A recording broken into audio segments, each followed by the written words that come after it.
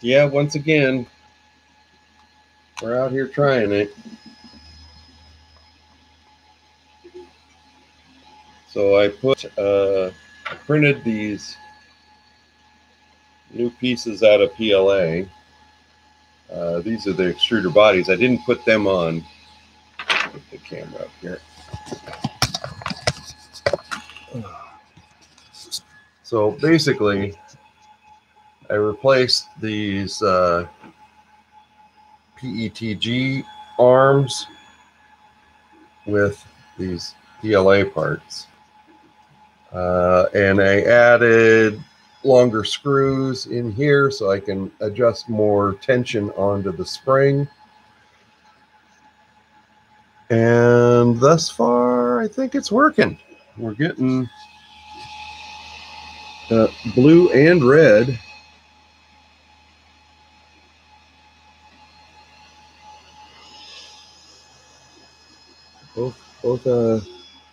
Both are extruding. We'll see how it does once it makes it past the first layers, as that speeds up printing and that puts a little more stress on the extruder.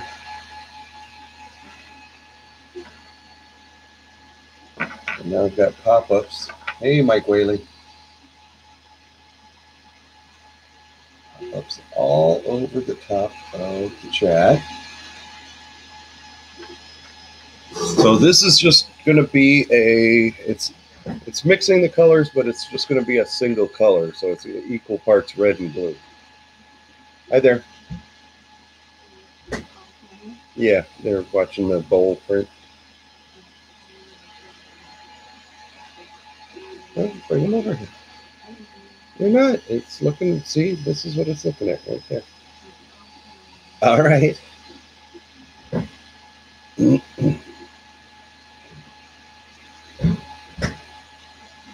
All right, so I adjusted the bed a little bit so it's squishing down just a tiny bit tighter.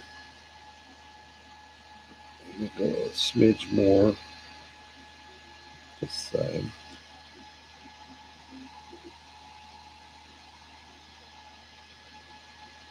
Hey, Rover. I hope so. I'm watching it. It's really hard to see if the blue is moving through the extruder, but it keeps pulling itself tight. I'll pull out a little slack and we'll watch it. If it pulls it tight. I need some striped filament with like lemur stripes on it, a raccoon tail. I may need to take it back apart and drill out. Hey, Fernando. So the lever arm on the blue side, the filament was really tight going through it. I ran a 1.8 millimeter drill bit through there, but it's almost like it's the hole and where the bearings mounted are kind of misaligned, but we'll see. We'll see if it goes. It may cause me problems if there was like using the Protopasta matte fiber, because it's got more of a little tooth to the outside of the filament.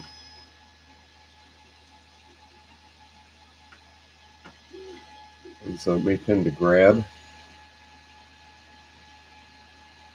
See, make sure I'm going to bump. Well, it seems to be printing to pretty good. That's at 200. I may bump it to 205. We'll bump it up just a smidge.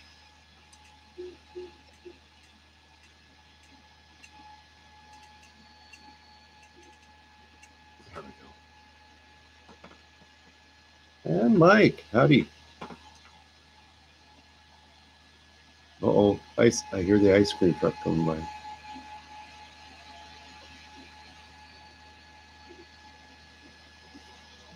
And there are kids out there playing basketball in the street.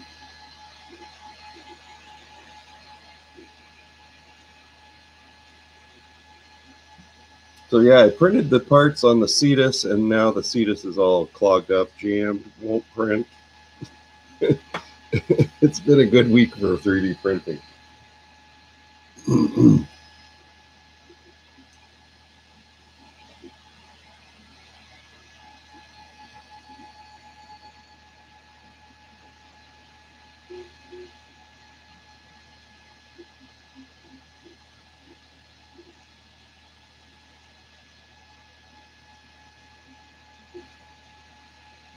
Probably wash the, you can't see that. Probably wash the grease that I got off my Prusa lead screw off my hand.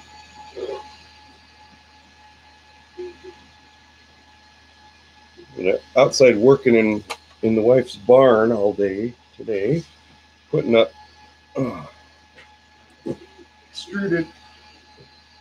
extruded foam sheet insulation.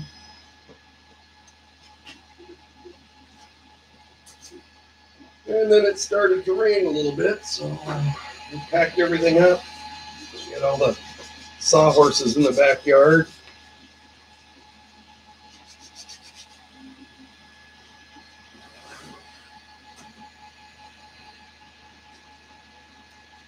And now she's going to go out and have a fire at the fireplace.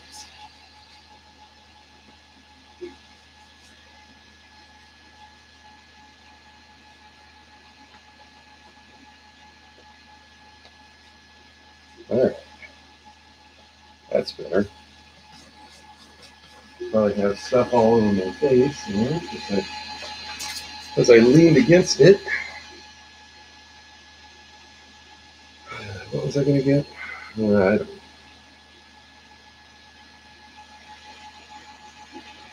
pick that up. Put that away.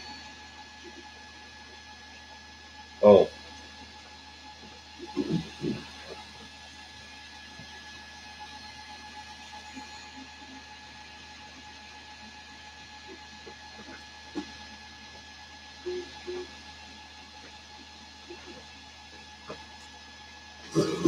So I was printing dragons all yesterday.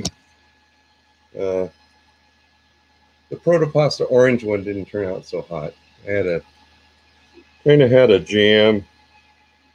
And what I've been finding on the MK2 is that if you do several prints over several days, make sure you reset it at least once a week or shut it off and then reboot it. Mine has problems with thermal runaway errors if you don't do that, if you just leave it on all the time, even if it's just setting. Don't know why. I turn it off and reboot it and start it back up, works fine. So yeah, I'm reprinting the orange guys in there right now, and some High Five blue. What did I print? I printed gold, silver, yellow, Cupid's Crush pink. Use some of this green, the atomic green pearl swirl, printed one of that, and then this roll of red that's over here. That's what I was trying to print them on the Cetus, but the red didn't want to work. And then I printed some in that dark Argos blue as well. Those turned out really nice. Nice color. And it looks opaque on the roll, but it's pretty translucent.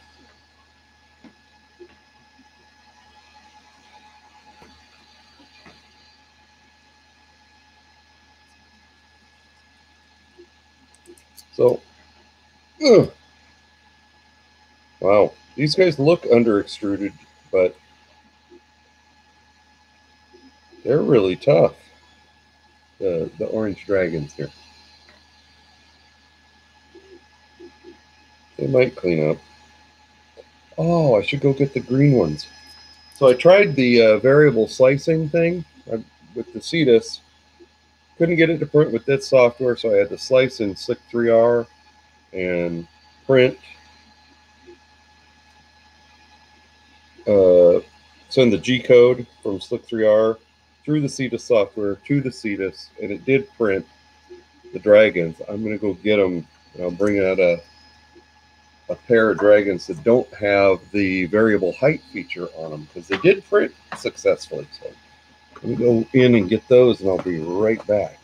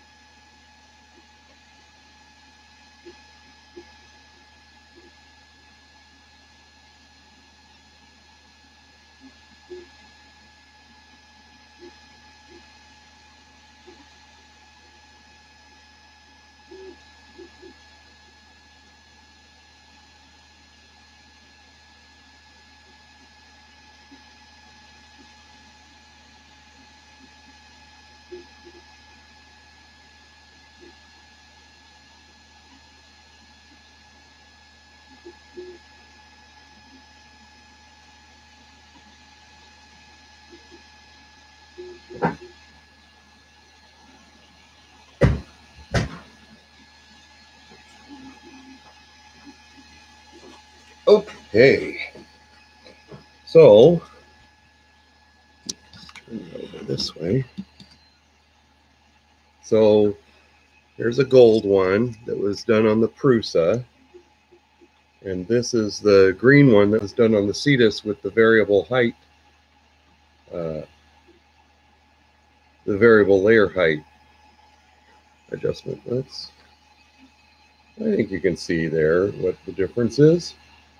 So they turned out pretty good. So it's still 0.2 down here. Only place that it's the variable layer is from his little eyeballs up.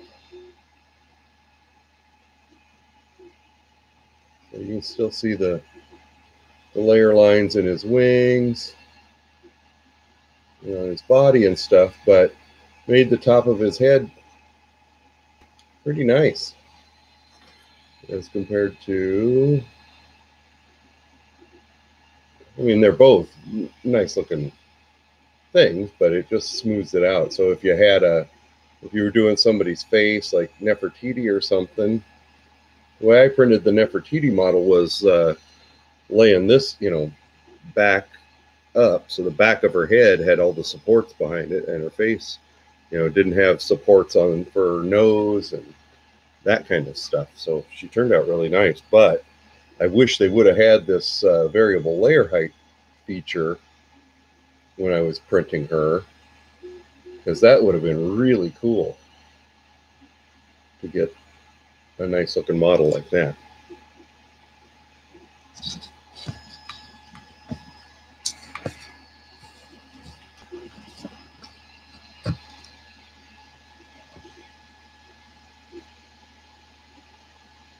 Testing school glue for filler. I don't know. School glue is washable. I would almost be inclined to use a good quality wood glue, because at least it has some water resistance to it. Either that or just let it dry really well. School glue never dries. It's still susceptible to water. I mean, it does dry. Sorry, it does dry, but if you put water on it, it takes up the water and dissolves. I mean, that's what's on this print bed right now, because this is just a bare aluminum bed. And in fact, I just threw the,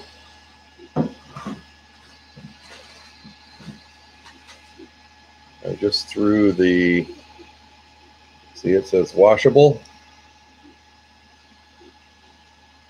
Oh, not, it's disappearing purple. Where does it say washable? Washable, right on the label. Washable. So they do that, or the school glue, they do that so if the kids get it in their clothes or their hair or whatever, they can wash it out.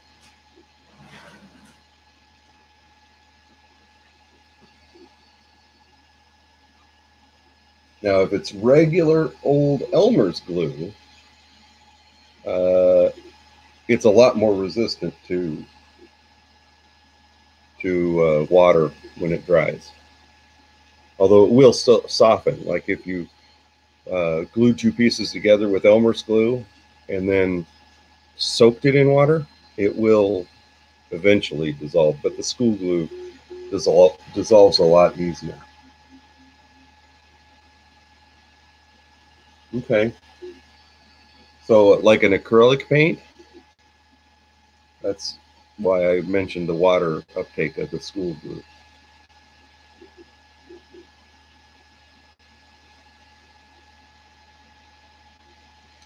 And I didn't know that something I learned.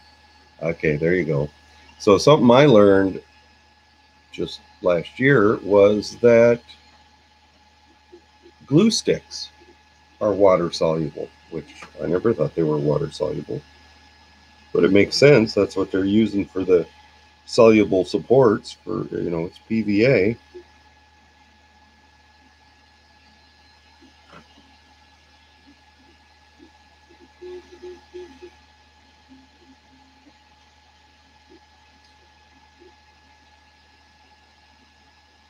So the reason I mentioned that is that there's a group that does weathering for model trains for locomotives and stuff. And one of the techniques is the salt technique. So you have your model painted, and then you paint the rust color in the areas that you want to rust it. Yeah. Then, and while it's let it dry. Spray, no, then you spray it with a clear coat, but while the clear coat's wet, you sprinkle salt on the clear coat. Then you spray over it with the color that you want the model to be. Then after that dries a couple days, you come back and soak it in water, and because salt will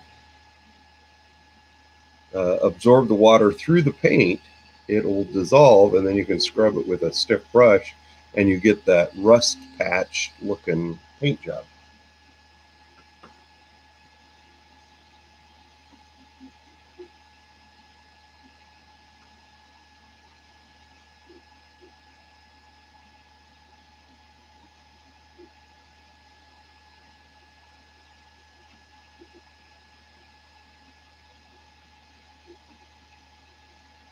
Oh, is there a drawing tonight for a 3D printer? You need an Ender 3. I'm telling you, Rover, that thing looks pretty cool. I'm not a fan of Bowden's, but if you can get it tuned right for 180 some bucks, that's not too bad.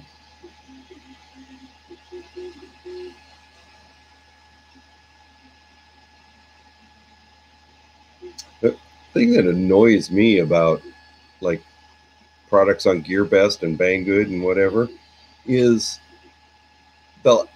somebody will do a review on it, tell you what the price is. You go look on Banggood or GearBest, even with their links most of the time, that's not the price. They've jumped the price because now it's got a favorable review or some recommendation or whatever. Oh, on the 4th. Okay. Oh, and so you got 2 more hours.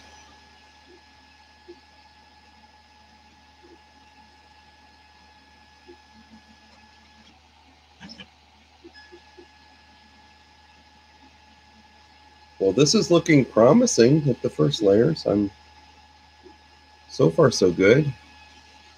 That means if this prints, I'm going to have to edit the G code. Maybe I should start doing that now.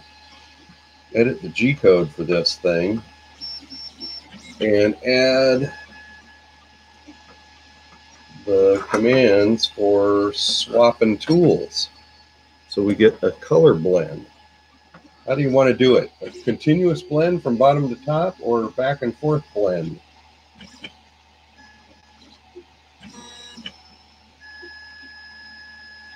Let's see. Let me pull up.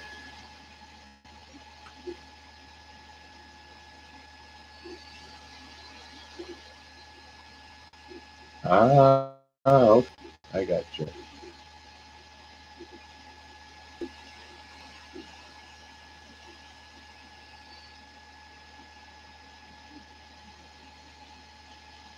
Well, I may need to reslice this thing. Let me pull Slip 3R up and we'll reslice this.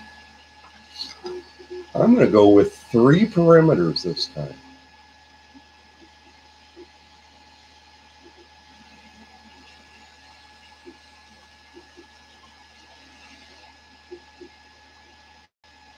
I think I'm only doing 2 on this printing right now. A random blend? Well, won't be random because that takes too much brain power from me. I will step from one to the next. Come on, candy bowl, solid for base mode. That's what we want. There we go.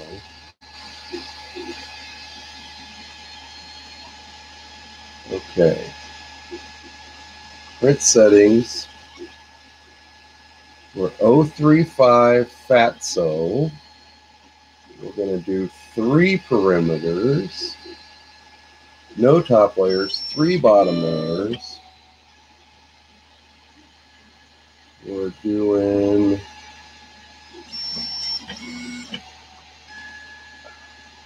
0.8 width layers. All right. So we're going to slice it.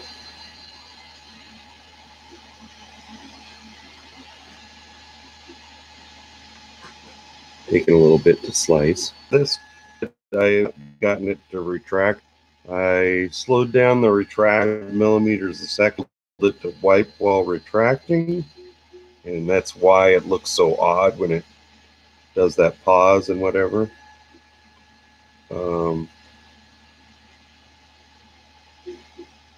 But it's still pretty stringy. It's not printing very clean. I don't know that it's going to get any better, but I just saw somebody post in Twitter that they're using a E3D Cyclops, and they did.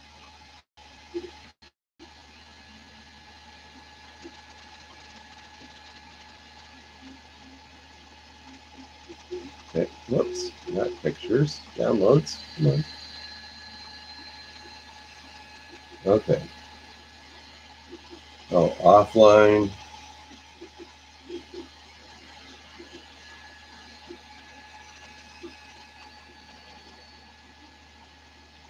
Let's go to files, get all flat fatso blend. Yeah, I figured that the stream, this is the laptop, so if I do slicing and stuff, yeah, it puts a strain on this poor little thing. All right. We're going to start off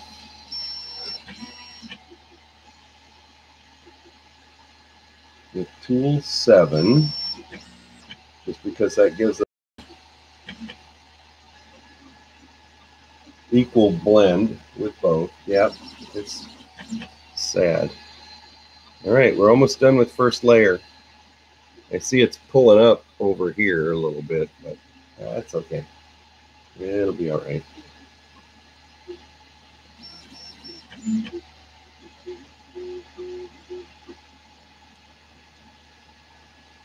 Well, we got a little bit more.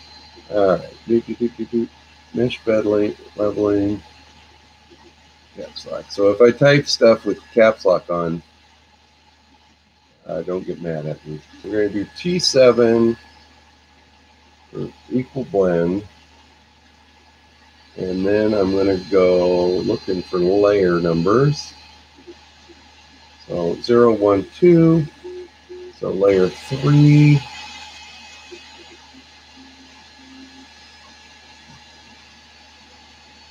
Okay. Oops. I'll find that. We'll find that.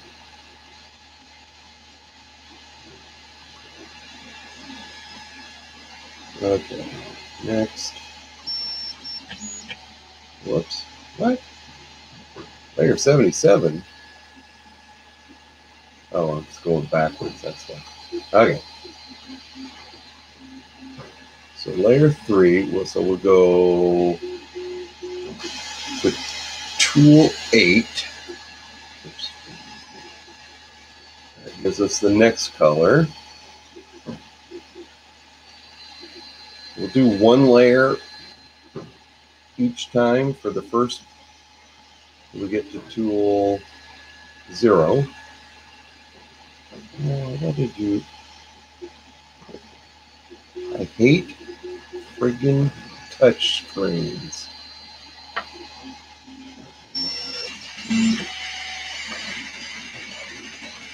Okay, next. Tool 4.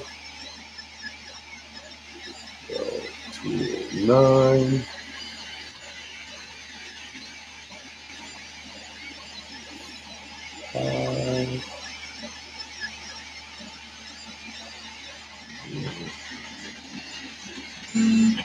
And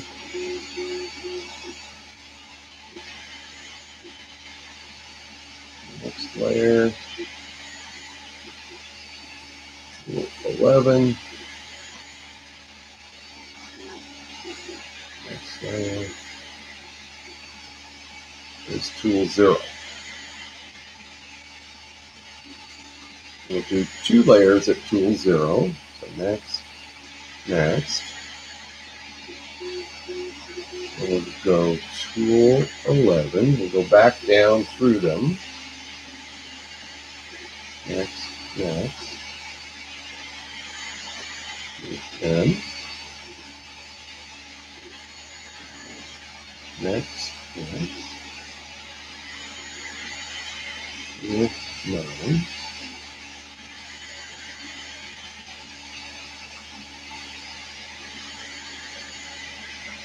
Tool 8.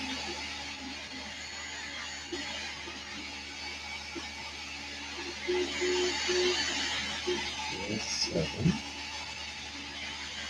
These fine kind of things. Tool 6.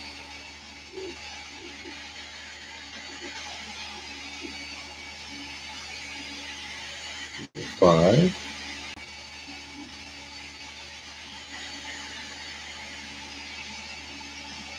Uh-oh.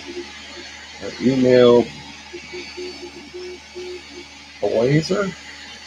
What is that? Oops. 4.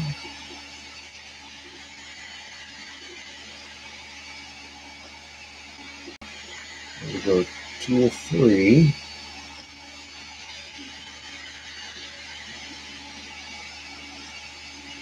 And then it's tool 1. We skip tool 2 because it has capability and firmware of running 3 hot.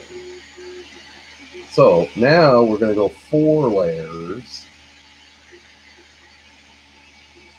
Next.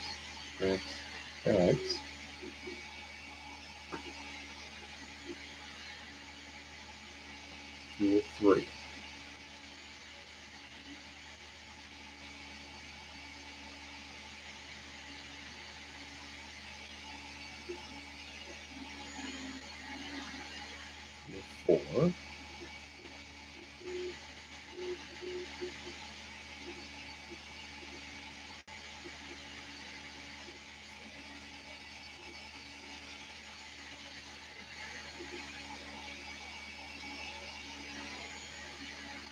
6.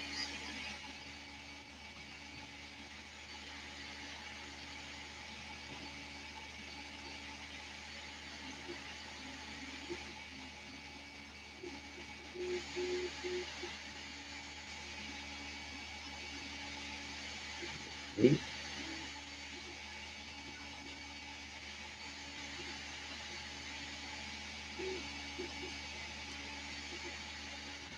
9.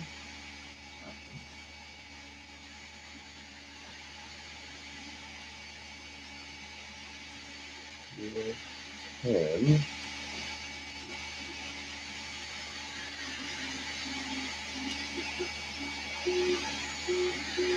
11.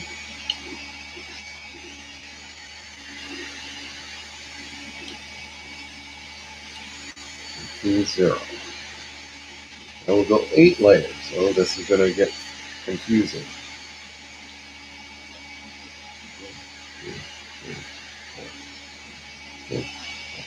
8,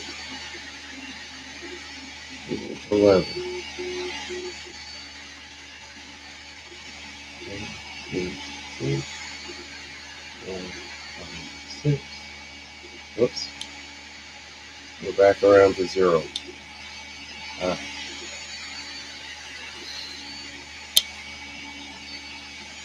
I hear you. Oh, is the red still going?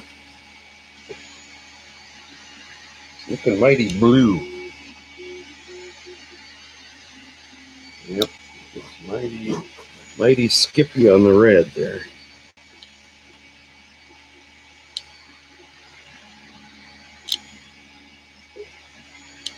Oops. Wrong wrench.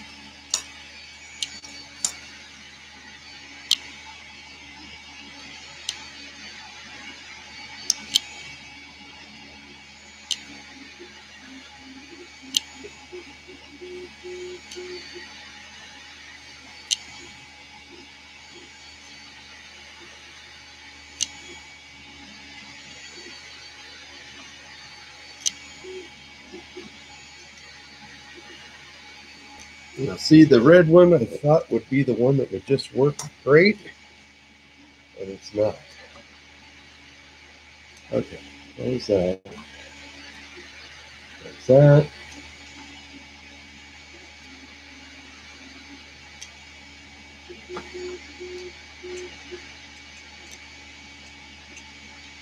It's got print, yes.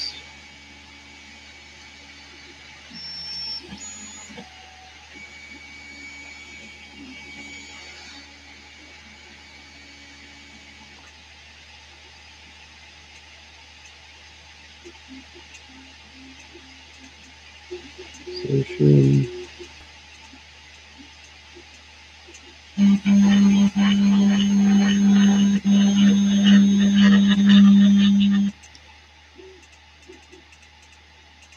All right. Let's get back to printer face.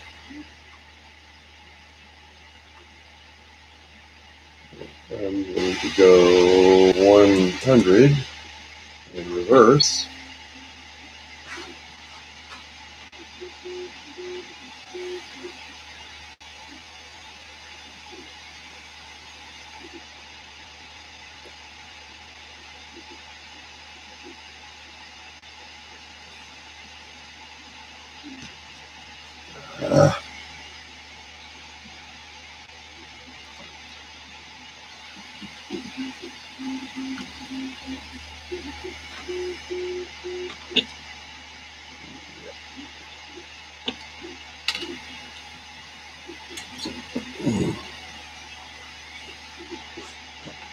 Okay.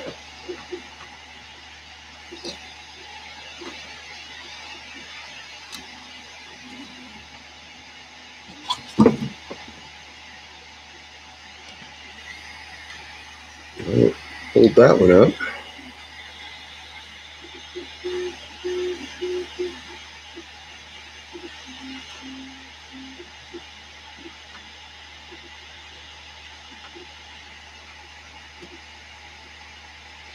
So the blue one's working great. The red one, The red one chowed through the thing.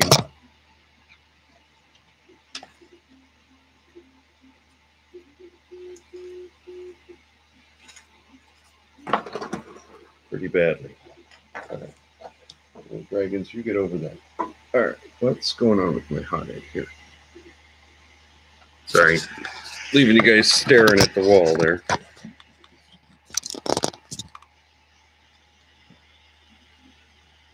What's our temperature at?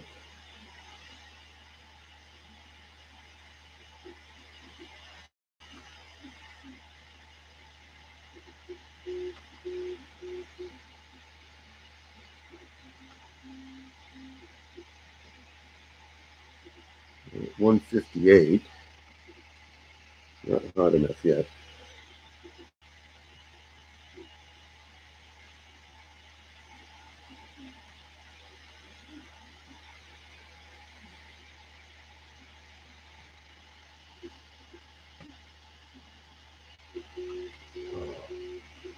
Are you offering me a chance to buy a laptop cheap? No, I can get a laptop. Once this one blows up, I probably will. Yeah. We're at 178 degrees, 183, 86.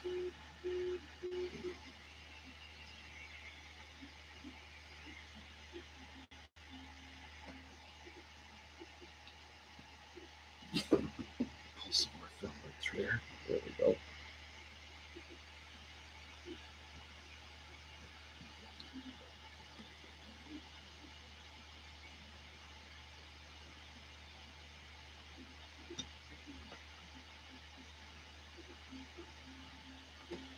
Well, I'm probably doing this all wrong.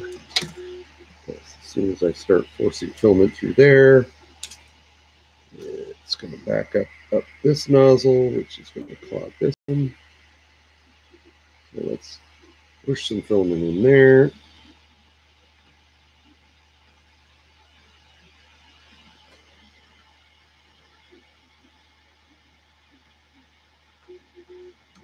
Oh, damn.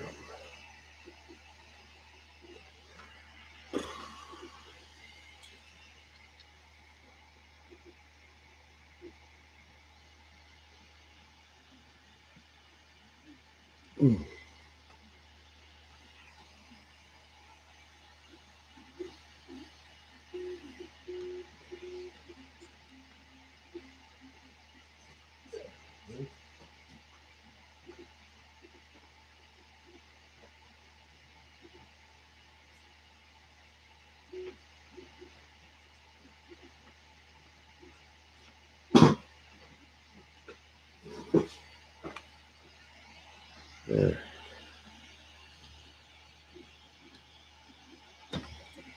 Okay, broke it off. Now we got to get the whatever's in there pushed down into the melt zone.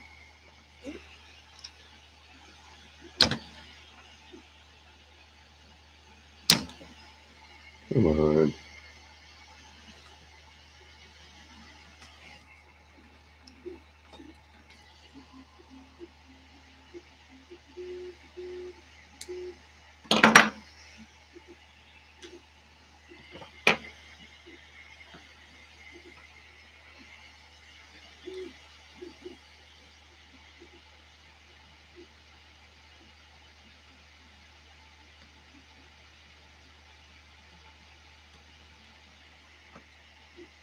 Oh, I may have done it really good this time.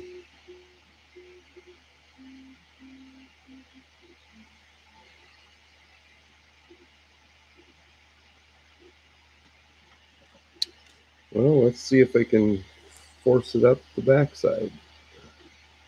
Probably not.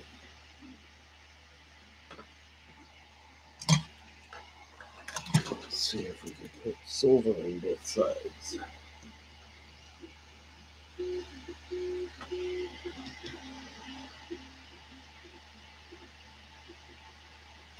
Ooh.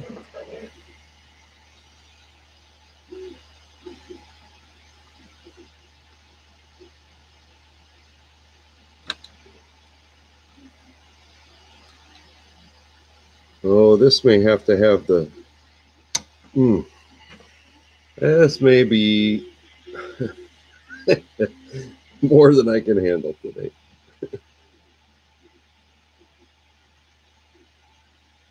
This may have to have the nozzle taken off. And let's see.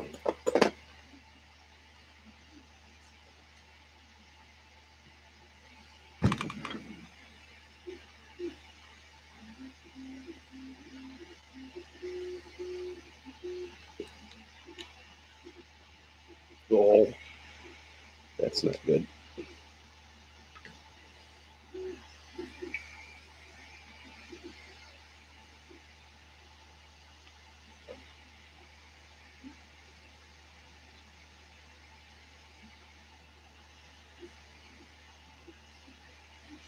Woohoo!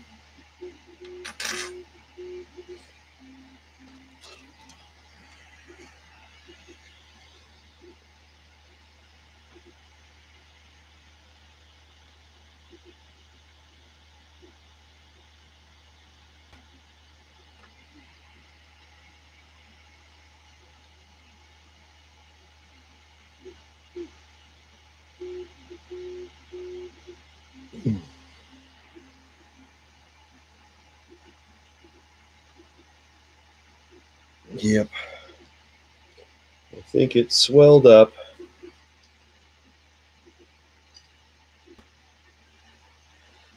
Up in the throat.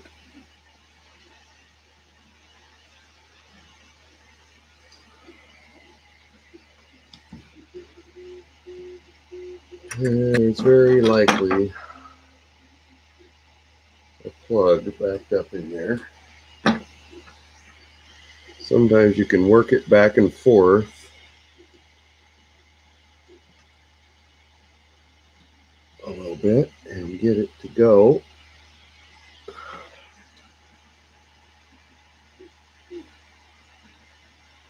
But today, wow, that just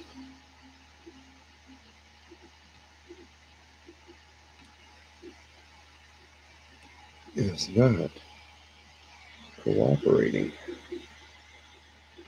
Feel it almost starting to go.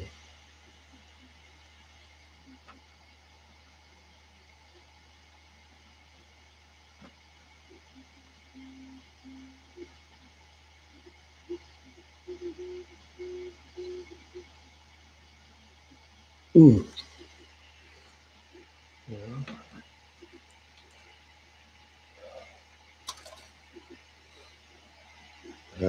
Go get the 1.75 drill bit.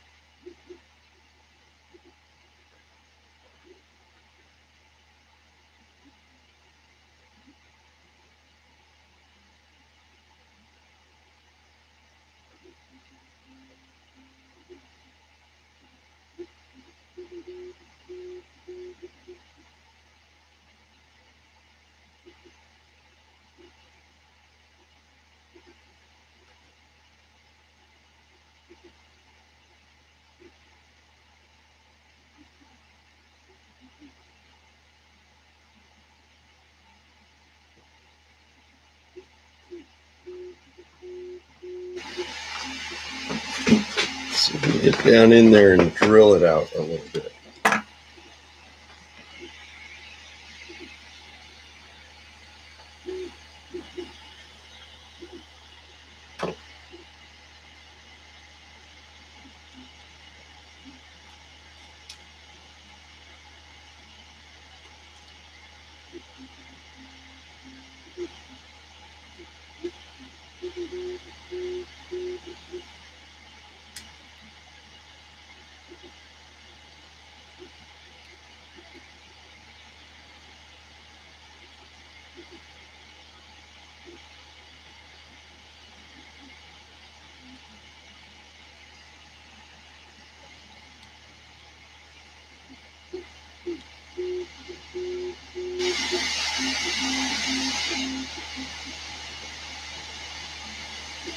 Come on.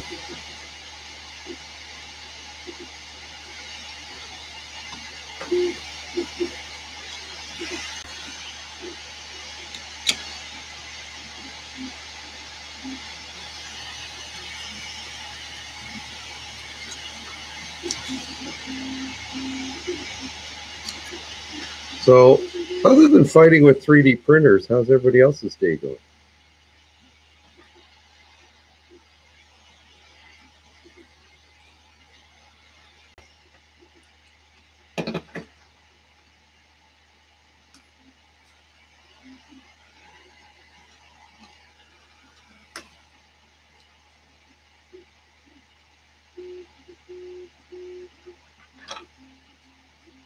I said, other than fighting with 3D printers, how's everybody else's day going? Or is it just me having this much trouble?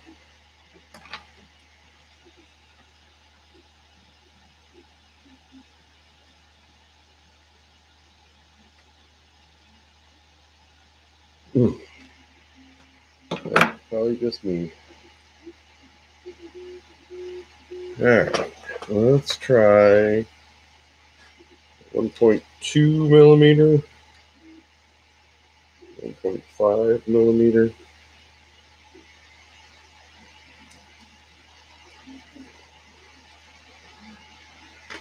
That should go down through there. If it will fit in my drill.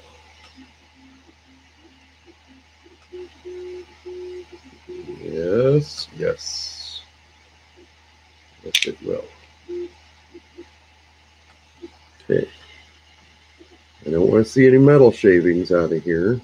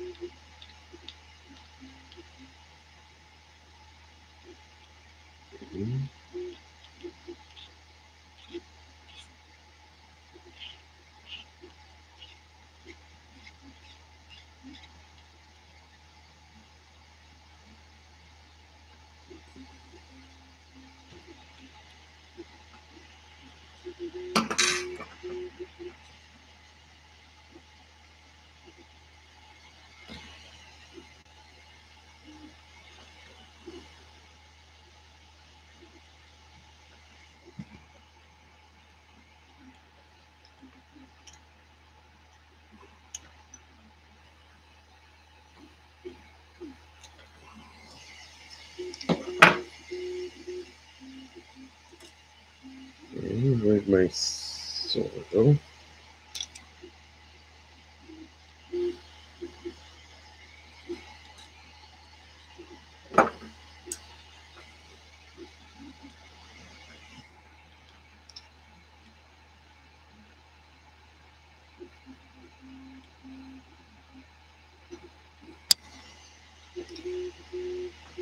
Oh boy.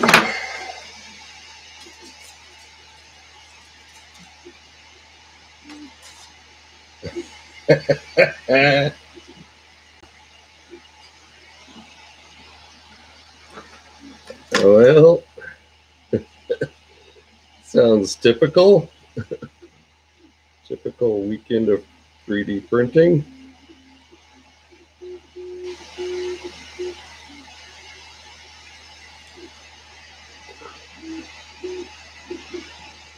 Okay. See if I can get something out of this thing.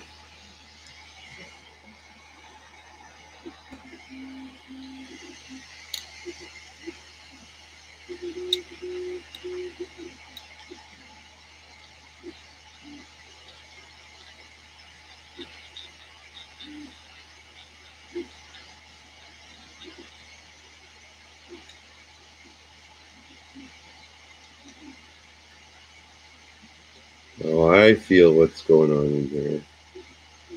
Oh, that's going to be a bugger. So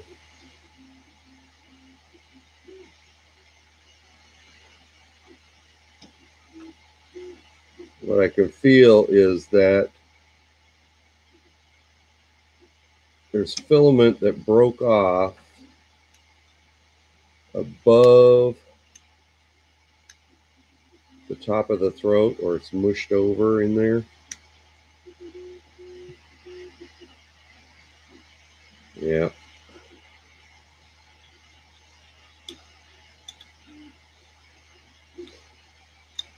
Yeah, that's going to need a whole disassembly. We're going to have to pull the throats apart,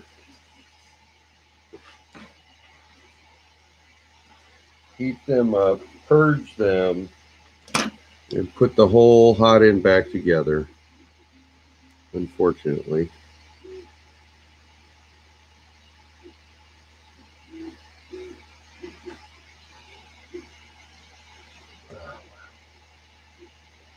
I'm going to try and print the PET G parts that we're printing on the MK2 when it jams. Sweet.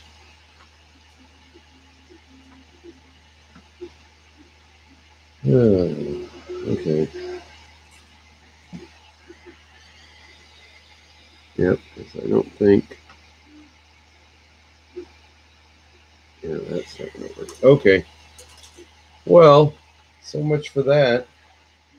Doggone it.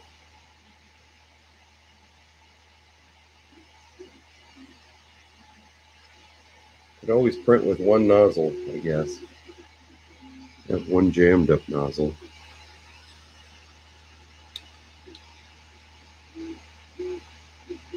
No, we'll pull that out of there. I'm out of there. Stringy thing. Pull that out of there, let it cool off, and pull the whole thing apart. That ought to be fun. That sounds like a good time to reprint all my pieces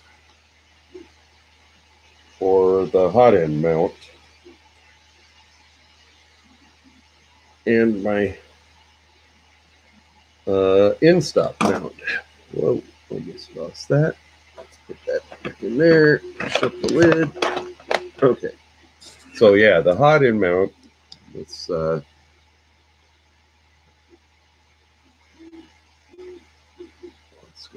back here.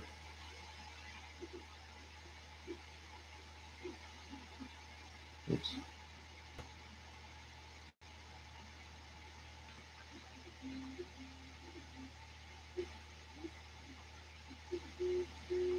All right. Set that to off. Set that to off. There we go.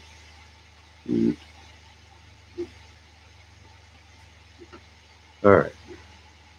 Yeah. So what I want to reprint is you're looking at the X in stop, and when this comes over,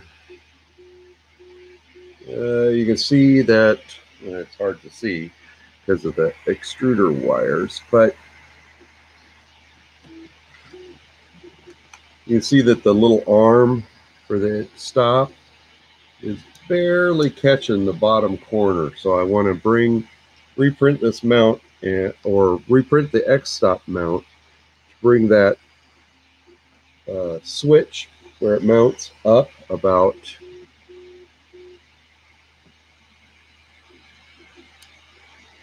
2 millimeters. And then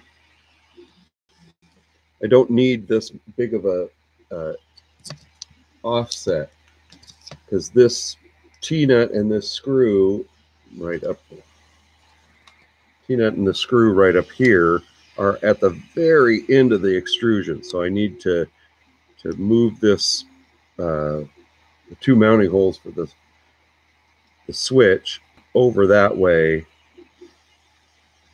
and decrease the offset there so I could have this set in. Because I do still have plenty of room between it and the carriage. So yeah, that's a good chance to reprint that.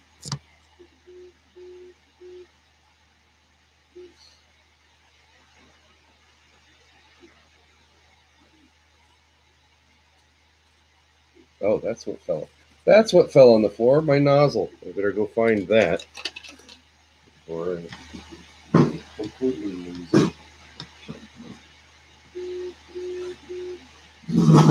That's probably stuck to my boot.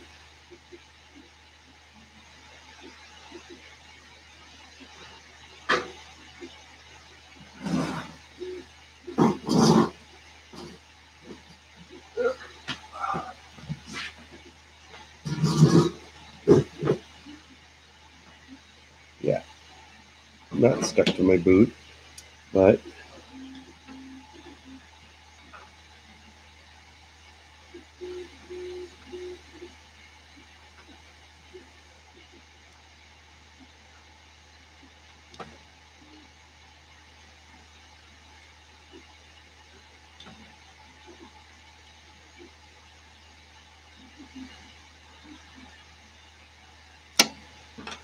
there we go.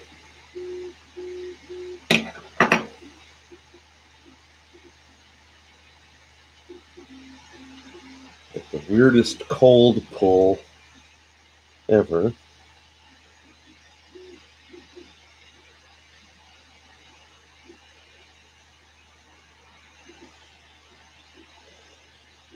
Put the nozzle back in and tighten it up. Otherwise, I will be without nozzle.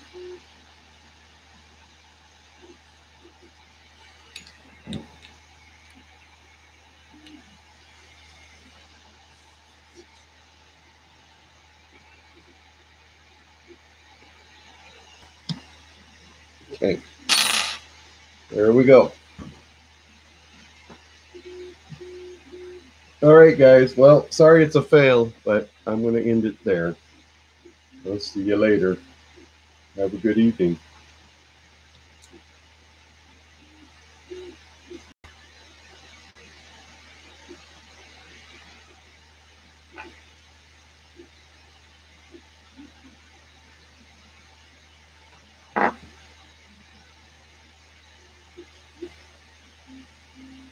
Now, what's wanting attention? There's that. No. Yes. There we go.